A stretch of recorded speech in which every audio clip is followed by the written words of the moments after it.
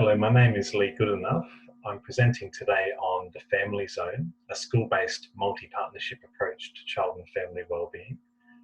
This presentation and the content herein was developed by myself and Kathleen Wilson. Kathleen Wilson has been the manager of the Family Zone for several years and has been a driving force in the work of the Family Zone. I'd like to acknowledge that Lutheran Community Care is the organisation that manages the Family Zone, and I worked with Lutheran Community Care for several years. In the last year of that time, quite intensively with the Family Zone. I'm very grateful that the management of Lutheran Community Care has permitted me to present on the Family Zone at this conference. I'd like to begin by talking about some context for the Family Zone in South Australia. The State Department of Education has been committed to family and child wellbeing for several years through the provision of children's centres that provide universal health services, as well as family wellbeing and community development resources for local response. The department has also developed a schools as community hubs approach to connecting school facilities and school resources with their local communities.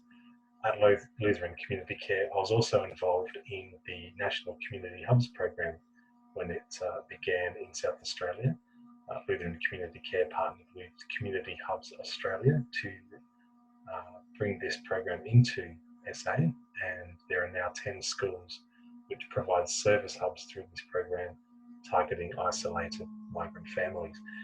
The Family Zone is similar to these children's centres and community hubs, but they have their own it has its own unique flavour as well. The Family Zone, as I said, is managed by Lutheran Community Care. It operates in partnership with the Department of Education, based at Ingle Farm Primary School. It also has a partnership with the school leadership and works alongside a state government children's centre which operates at the same primary school. And the Family Zone runs a series of programs and services which are funded through diverse sources such as the federal government's Communities for Children program, state government, philanthropic funding, and a range of small grants year to year.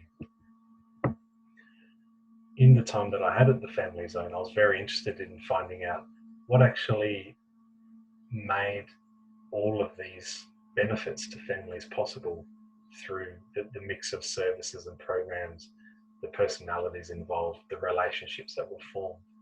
I did interviews and research around this, interviewing the staff of the Family Zone, and came up with a theory of change which took this form. It's a fairly standard form for a theory of change, talking about originally a problem which needs to be solved. In this case, it's family dysfunction and barriers to child development and family wellbeing.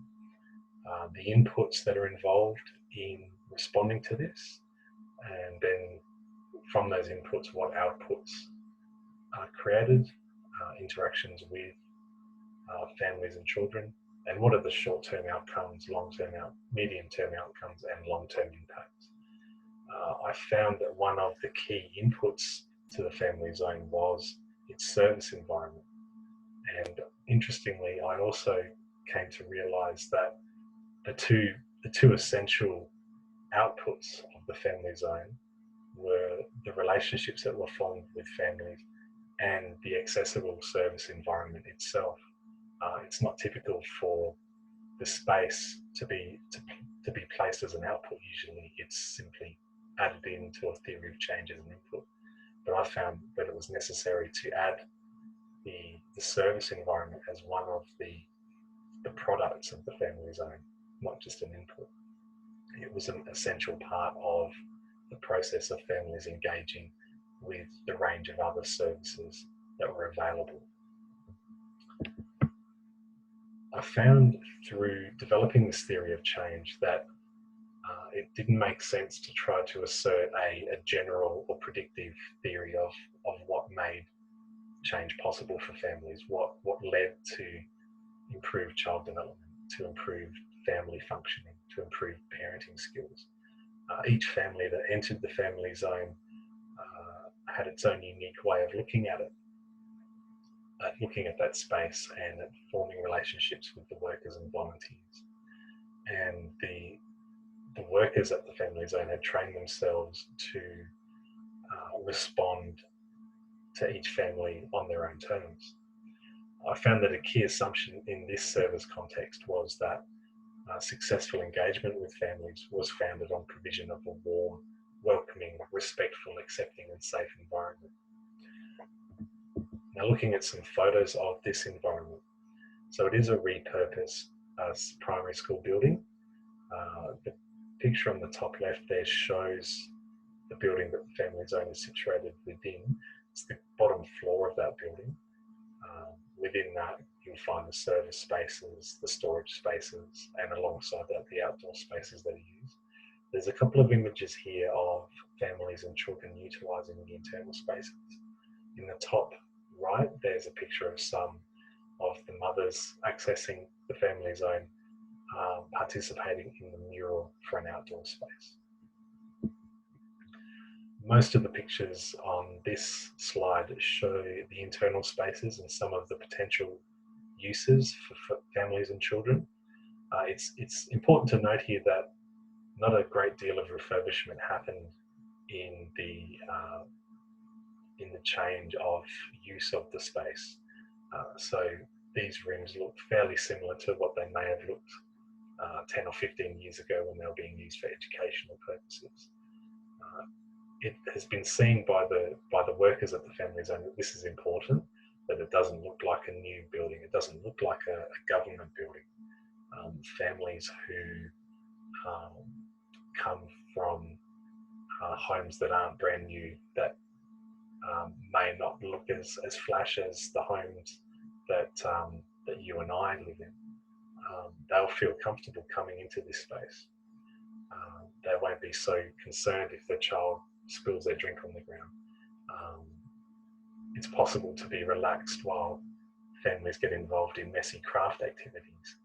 It becomes a space where people can feel like it's a second home, and I saw that and heard that being expressed many times by both family members accessing the space and by workers and volunteers of the Family Zone. One thing I found very interesting in researching the Family Zone was that mostly by accident, I came across other services in South Australia and more broadly nationally that ran very similar services, had developed over a period of time in response to families in isolation from each other. So about a year ago, I became aware of Fleurieu Families, which operates in the region south of Adelaide on the Fleurieu Peninsula, based in Victor Harbour. Beginning from home visiting and then branching out into parent education, social support for families, child development activities, a very similar service range at Fleurieu Families as there is at the Family Zone. Outside of South Australia, I've come across the Capital Region Community Services based in the suburbs of Canberra, again, virtually the same service range. So I believe the Family Zone at Ingle Farm offers a case study of a particular model of schools as community hubs, which is quite significant in terms of the planning of family and child wellbeing. The community benefit of the Family Zone gives us ideas for policy development to optimise the re-utilisation of existing school facilities and the design of new school-based resources with the aim of achieving enhanced community connections and wellbeing for families and children. Thank you very much on behalf of myself and Kathleen for learning about the Family Zone. I really encourage you to look further if you're interested in this very unique space. Thank you.